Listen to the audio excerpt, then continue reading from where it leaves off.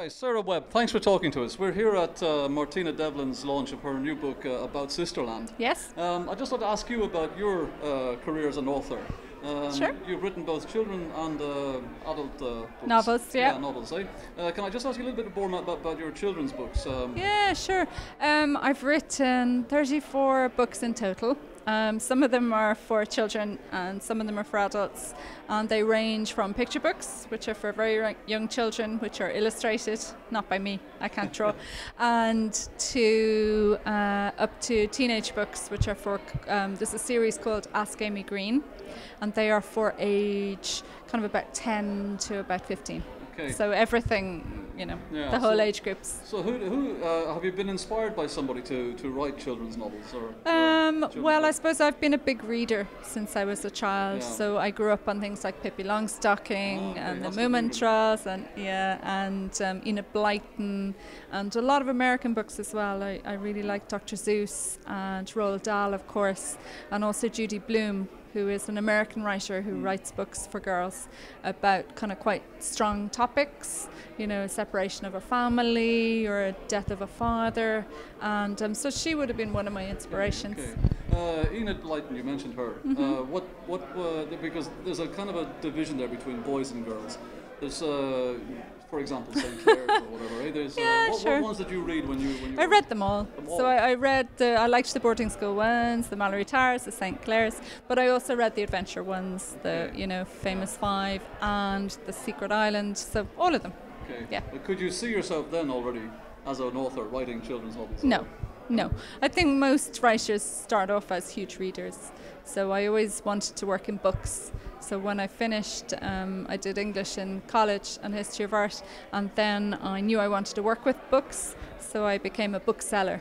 And I worked at that for many years, and I still actually work as a bookseller occasionally. Okay. Yeah. And then I got into the writing. When growing up, a lot of these authors you mentioned, they weren't particularly Irish. No, you're right. Yeah. And I can also remember from that period there weren't very many children's books that were written by Irish authors. I think there were a few. One, for example. Yeah, and there's Patricia Lynch and Ailish Dillon and Walter Mackin. That was about the height of it. That's all I can really remember from that time. Right? Yeah. So you had an awful lot of, for example, English and American writers for children. Yeah. You've changed that somewhat. Since about the 80s, there was a great flourishing of publishing for children. Yeah. So there was a press called Children's Press set up, and O'Brien Press have been really strong in that regard, and Wolfhound, Mercier. So now there is a really strong children's publishing world in Ireland, and there's a lot of top international writers for children who are now Irish, people like Oliver Jeffers, which is amazing. Okay. So when you're writing for children, you've got to work with an illustrator. How is that? For the younger books, yes. Yeah, but is there a difficulty, or is there... No, sure, you don't meet them. I love this idea that you're kind of working together. You hand your text over and the illustrator illustrates them. That's how it's done. Are you satisfied with what you get back? Yeah, because they're professionals and they're brilliant at what they do. And I suppose because I've worked in publishing and I understand how it works, they are exceptionally good at translating your words into visual imagery. I don't see the world visually, but a good illustrator does. Okay. So I just let them get on with it. So maybe it's a bonus then that... Okay. Absolutely. Yeah, because you get their creativity as well as your own. Yeah, that's pretty good, yeah. You've written adult literature also. Mm-hmm. Which do you prefer, writing for children or writing for adults? I like them both.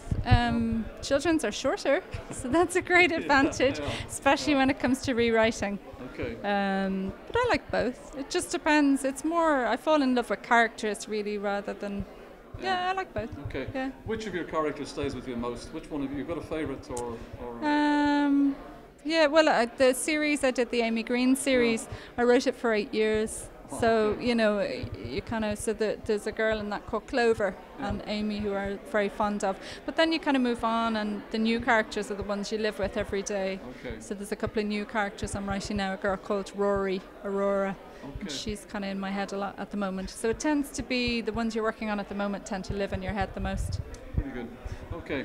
Thanks for talking to us, Sarah Webb. No problem. Thanks.